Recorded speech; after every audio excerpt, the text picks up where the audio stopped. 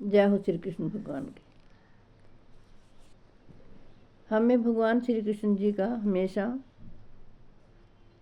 नाम जपना चाहिए, क्योंकि युद्ध भूमि कुरुक्षेत्र में भगवान श्री कृष्ण जी ने अर्जुन को गीता का उपदेश दिया था।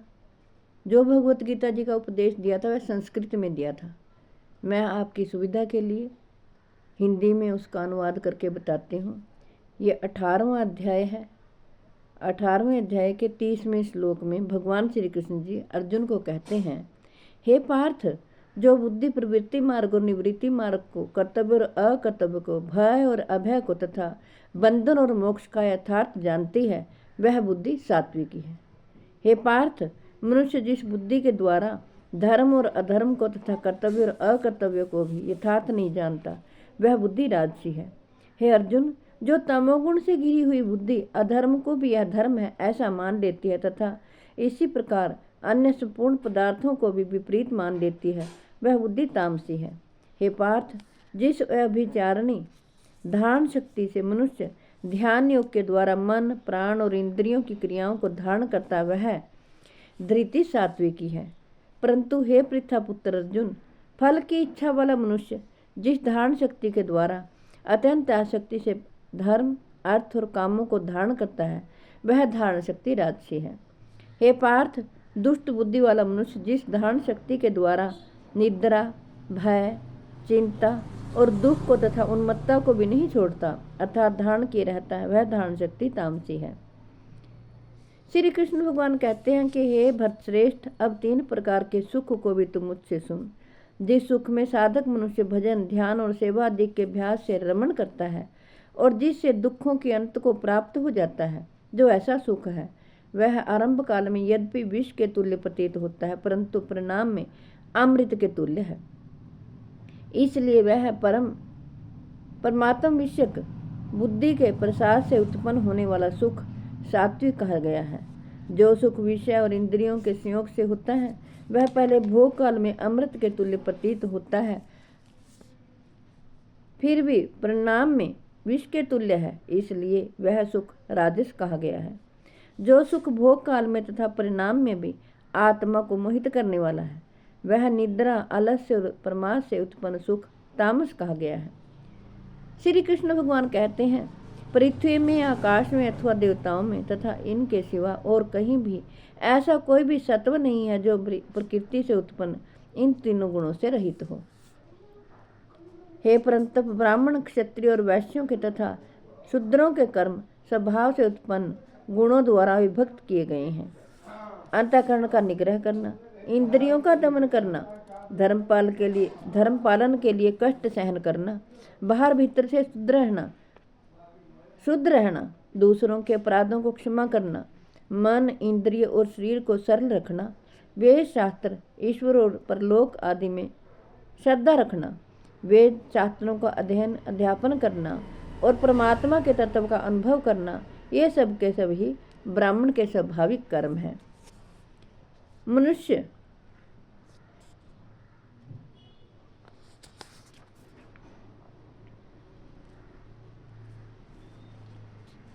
सूरवीरता, धैर्य, तेज, चतुरता और युद्ध में न भागना, दान देना और स्वामी भाव, ये सब के सभी क्षत्रिय के स्वाभाविक कर्म हैं। खेती, गोपालन और क्रय विक्रय रूप सत्य व्यवहार, ये वैश्यों के स्वाभाविक कर्म हैं तथा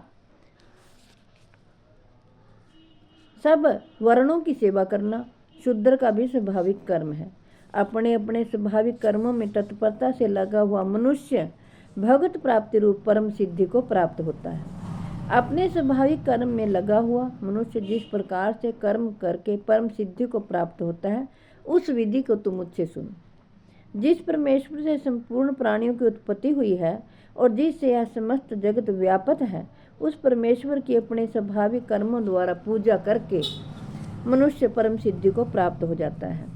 अच्छी प्रकार आचरण में लाए हुए दूसरे के धर्म से गुण रहित भी अपना धर्म श्रेष्ठ है, क्योंकि स्वभाव से नियत किए हुए सब धर्म रूप कर्म को करता हुआ मनुष्य पाप को नहीं प्राप्त होता। एतव हे अर्जुन, दोष युक्त होने पर भी सहज कर्म को नहीं त्यागना चाहिए, क्योंकि धुएं से अग्नि की भांति सभी कर्म किसी न किसी दोष से युक्त हैं।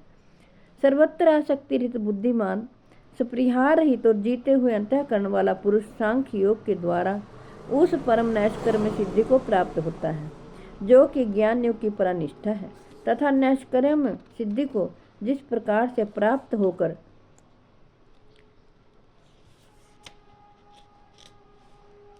उस पराभक्ति के द्वारा वह मुझे परमात्मा को, जो मैं हूँ, जितना हूँ, ठीक वैसा का वैसा तत्व से जान लेता है, तथा उस भक्ति से मुझको तत्व से जानकर तत्काल ही मुझ में प्रविष्ट हो जाता है। मेरे प्रायण हुआ कर्मयोगी तो संपूर्ण कर्मों को सदा करता हुआ भी मेरी कृपा से सनातन अविनाशी परम पद को प्राप्त हो जाता है। सब कर्मों को मन से मुझ में अर्पण करके तथा सब बुद्धि रूप योग का अवलंबन करके मेरे प्राण और निरंतर मुझ में चित्त वाला हो। उपयुक्त प्रकार से मुझ में चित्त वाला होकर तो मेरी कृपा से समस्त संकटों को अनायास ही पार कर जाएगा। और यदि अहंकार के कारण मेरे वचनों को ना सुनेगा तो नष्ट हो जाएगा, अर्थात परमार्थ से भ्रष्ट हो जाएगा। जो तू अहंकार का आश्रय लेकर यह मान रहा है कि मैं युद्ध नहीं करूँगा, तो तेरा यह निश्चय मिथ्या है, क्योंकि तेरा स्वभाव तुझे जबरदस्ती युद्ध में लगा देगा। हे कुंती पुत्र, जिस कर्म को तू मोह के कारण करना नहीं चाहता, उसको भी अपने पूर्वकृत स्वाभाविक कर्म से बंधा हुआ परवश होकर करेगा। हे अर्जुन, शरीर रूप यंत्र में आरूढ़ हुए संपूर्ण प्राणियों को अंतर्यामी परमेश्वर अपनी माया से उनके कर्मों के अनुसार भ्रमण कराता हुआ सब प्राणियों के हृदय में स्थित है। हे भारत, तू सब प्रकार से उस परमेश्वर की शरण में जा। उस परमात्मा की कृपा से ही परम शांति को तथा सनातन परम धाम को प्राप्त होगा। इस प्रकार यह गोपनीय से भी अति गोपनीय ज्ञान मैंने तुझसे कह दिया। अब तू इस रहस्युक्त ज्ञान को पूर्णतया भली भांति विचार कर जैसा चाहते हैं वैसे ही कर।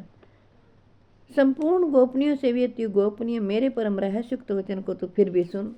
तू मेरा अतिशय प्रिय है, इस यह परम हितकारक वचन मैं तुझसे कहूँगा। श्री कृष्ण भगवान कहते हैं, हे अर्जुन, तू मुझ में मन वाला हो, मेरा भक्त बन, मेरा पूजन करने वाला हो और मुझको प्रणाम कर। ऐसा करने से तो मुझे ही प्राप्त होगा। यह मैं तुझसे सत्य प्रतिज्ञा करता हूँ, क्योंकि तू मेरा अत्यंत प्रिय है। संपूर्ण धर्मों को तथा संपूर्ण कर्तव्य कर्मों को मुझ में त्याग कर तू केवल एक मुझ सर्वशक्तिमान माया सर्वाधार परमेश्वर की शरण में आ जा। मैं तुझे संपूर्ण पापों से मुक्त कर दूंगा। तू शोक मत कर। तुझे यह गीता शास्त्र रहस्यमय उपदेश किसी भी काल में ना तो तप रहित मनुष्य से कहना चाहिए, ना भक्ति रहित से, और ना बिना सुनने की इच्छा वाले से ही कहना चाहिए, क्योंकि जो मुझ में दोष दृष्टि रखता है उससे भी कभी नहीं कहना चाहिए। जो पुरुष मुझ में परम प्रेम करके इस परम रहस्युक्त गीता शास्त्र को मेरे भक्तों में कहेगा, वह मुझको ही प्राप्त होगा, इसमें कोई संशय नहीं है। और जय हो श्री कृष्ण।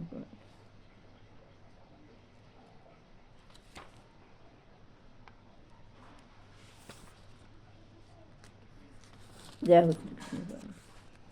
श्री कृष्ण भगवान कहते हैं, उससे बढ़कर मेरा प्रिय कार्य करने वाला मनुष्य में कोई नहीं है, तथा पृथ्वी भर में उससे बढ़कर मेरा प्रिय दूसरा कोई भविष्य में होगा भी नहीं। जो पुरुष इस धर्म में हम दोनों के संवाद रूप गीता शास्त्र को पढ़ेगा, उसके द्वारा भी मैं ज्ञान यज्ञ से पूजित हो जाऊंगा, ऐसा मेरा मत है। श्री कृष्ण भगवान कहते हैं, जो मनुष्य श्रद्धा युक्त और दोष दृष्टि से रहित होकर गीता का शास्त्र का श्रवण भी करेगा, वह भी पापों से मुक्त होकर उत्तम कर्म करने वालों के श्रेष्ठ लोगों को प्राप्त होगा।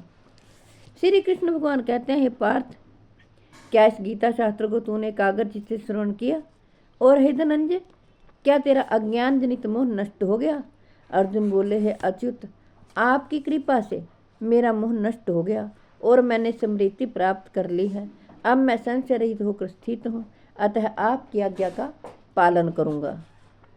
संजय बोले, इस प्रकार मैंने श्री वासुदेव के और महात्मा अर्जुन के इस अद्भुत रहस्युक्त रोमांचकारक संवाद को सुना।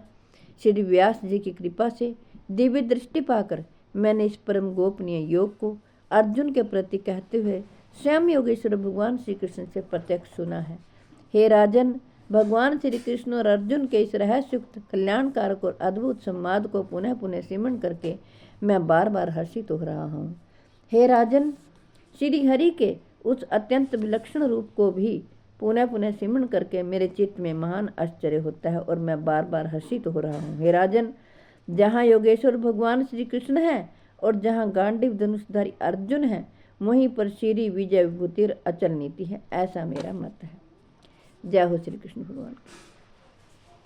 मेरी आपसे हाथ जोड़कर प्रार्थना है कि आपके घर में जो बीमार हों, लाचार हों, चल फिर ना सकते हों, आप उन्हें जरूर भगवत गीता जी का पाठ सुनाएं, क्योंकि जगत के कल्याण के लिए, विश्व के कल्याण के लिए मैंने ये प्रण किया है कि मैं भगवत गीता जी का पाठ जब तक मेरे तन में प्राण है मैं करती रहूँगी। और ये मेरा प्रण है कि आप सब तक हिंदी में पहुँचाती रहूँगी भगवत गीता जी का पाठ, ताकि आपको समझ आए भगवान श्री कृष्ण जी क्या कह रहे हैं। मैंने किसी को ज़बरदस्ती नहीं किया है कि आप गीता जी का पाठ सुनो और पढ़ो। ये जगत के कल्याण के लिए है, विश्व के कल्याण के लिए है। इसलिए मैंने श्री कृष्ण भगवान जी का ये अनुवाद अर्जुन के साथ हिंदी में आपको पढ़कर सुनाया है। भगवान श्री कृष्ण जी ने जो नहीं सुनना चाहते हैं उनको सुनाने की आज्ञा नहीं दी है। इसलिए जो ना सुनना चाहें वो मत सुने। लेकिन मेरी तो यही आपसे हाथ जोड़कर प्रार्थना है कि आप श्री कृष्ण भगवान जी की शरण में आइए, आकर तो देखिए, वो आपको सभी पापों से मुक्त कर देंगे। मीरा ने भगवान का नाम जपा है, क्या मीरा के पुत्र हुए थे? नहीं हुए थे। मीरा सिर्फ भगवान के भक्ति से ही सभी बाधाओं को पार करते हुए भगवान श्री कृष्ण जी में समा गई थी। इसलिए जब तो एक मीरा थी, अब तो भगवान श्री कृष्ण जी को प्राप्त करने के लिए लाखों मीराएं भटक रही हैं इस संसार में। उनको हम नहीं जानते हैं, हम उनको प्रणाम करते हैं, शत शत प्रणाम करते हैं। आप बहुत भाग्यवान हैं, आपके पास ये भगवत गीता जी का पाठ पहुंचा है और बैठे बैठाए भक्ति प्राप्त हो जाएगी यदि आप इस पाठ को जो सुनना चाहते हैं उन तक पहुंचाएं। क्या पता कौन परेशान हुए बैठे हैं, वो 2 घड़ी तपते हुए तवे की जिस तरह है, वो तपते हुए पत्थर की तरह है। जब उनके ऊपर श्री कृष्ण भगवान की वाणी का ठंडा जल गिरेगा तो उनकी आत्मा शांत हो जाएगी। उनकी आत्मा आपको दुआएं देगी कि देखिए, हमें भगवत गीता जी का पाठ सुनने के लिए प्राप्त हुआ है, हम मनुष्य योनि में हैं, हमारा ये कर्तव्य बनता है कि हम शुभ कर्म करें। और इससे बड़ा शुभ कर्म और क्या होगा कि जगतपति भगवान श्री कृष्ण जी की वाणी हमें एक दूसरे को सुनाने के लिए मिल जाएगी। ये तन तो मिट्टी में मिल जाएगा, इसका कोई भरोसा नहीं। ये मिट्टी का पुतला है, कब राख बन जाए। इसलिए मैं आपसे हाथ जोड़कर प्रार्थना करती हूँ कि प्रभु का नाम अगर नहीं आप पढ़ सकते हैं भगवत गीता जी, तो आप सुनिए, अवश्य सुनिए। और आगे से आगे जो दुखी हैं, परेशान हैं, उनको सुनाइए। उनके बदन में दर्द है, जो असंख्य पीड़ाओं से ग्रसित हैं, वो भगवत गीता जी का पाठ सुनकर शांति प्राप्त करेंगे। इसीलिए मैंने ये प्रण किया है कि आप तक ये पाठ मैं पहुंचाती रहूँगी। जय श्री कृष्ण, राधे राधे। मिलती हूँ अगली वीडियो में।